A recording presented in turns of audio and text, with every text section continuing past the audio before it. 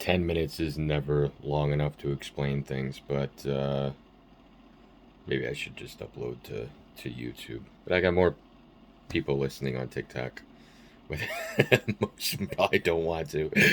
But the consequences of helping.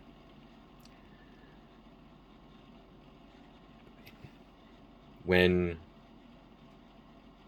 say when you help a family member and it doesn't go the way you want, you don't just throw everything down and leave, right? You try to fix it properly when you find out that the original plan was the wrong plan.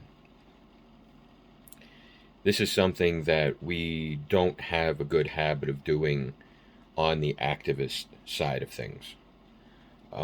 We too often, while many activist types would say George Bush and them were bad, well, activists have a habit of staying the course as well in the face of proof. Um, you can see it in the fact that the activists aren't really activists; they're more professionals, and um, they tend to do things that seem to benefit the corporations that they're supposedly against by turning things against the people who believe that they're on the sides of activists. So I mean, those are the professional activists. The average person gets dragged along all these things. We're told things um, by people we think are telling the truth, and then we just go along with it without checking the information. Um, it'll usually look that way with me too, but I don't stop getting information. Um, it's like I've always, I've had a lot of experience helping people solve their problems. And then with my degree, I learned how to solve corporate problems and things like that. And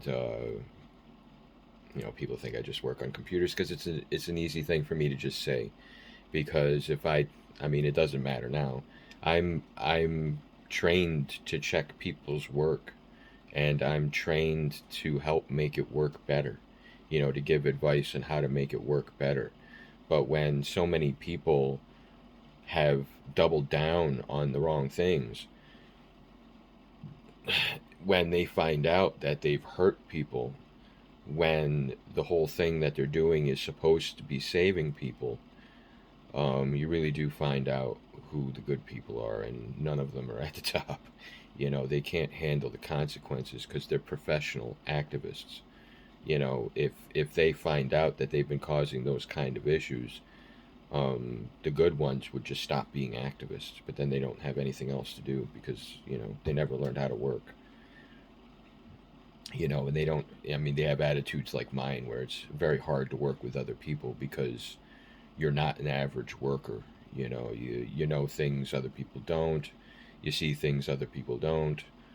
Um, for me, people don't know why I'm smart or why I know how to answer these kind of questions, and then they'll just ask me questions. And something I'm learning is don't help, don't help anybody because they'll just they'll be taking my advice as if I'm just some Joe Schmo, and then they'll lump me in with everybody else they ask questions of. They won't notice that I seem to know what I'm talking about, but it's because of my degree, and my experience in learning about what's going on in business and other things, things that are my interest, technology, science. I've always been a huge science. I mean, I used to be a huge science fan until I found out how it was being run and how much of it is like a orthodox religion, an orthodox religion inside a giant brothel casino. You know, where they can judge, but you can't. you know, and they judge people into obliteration. I mean, see what happened to Iraq and Afghanistan. So that hasn't stopped. The people haven't wizened up yet. We're still thinking we're helping do good and picking sides and stuff, and there are no sides. There's no good guys. There's no good guys. It's like the only way for us to really be able to progress would be for all these fake good people to admit what they're doing and help us undo the damage that they've caused. But they don't know what they're doing. They're completely insane. They're like the queens in Alice in Wonderland, where, they don't, whatever the reality is whatever they say it is, and everyone around them tells them whatever they want to hear.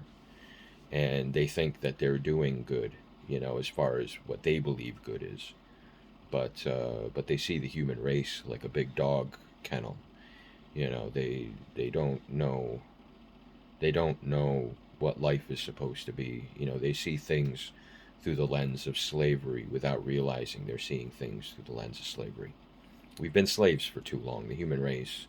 Even if we free ourselves, some other group that stayed slaves is going to come around and re-enslave everybody. That's the state we're in right now. It's not a permanent state because nothing's permanent. The only thing permanent is the creator and reality, the truth. So, when we heal ourselves someday, we'll become human again, and we'll learn what we're supposed to have always known about ourselves and our nature, the things that we deny.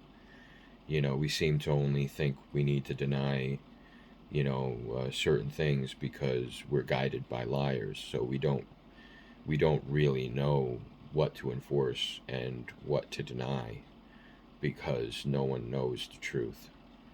Um, if someone said the truth, it would sound like another religion that nobody has ever heard of or believes in. That's how long this has been going on. And that's why there's so many consequences to actually helping.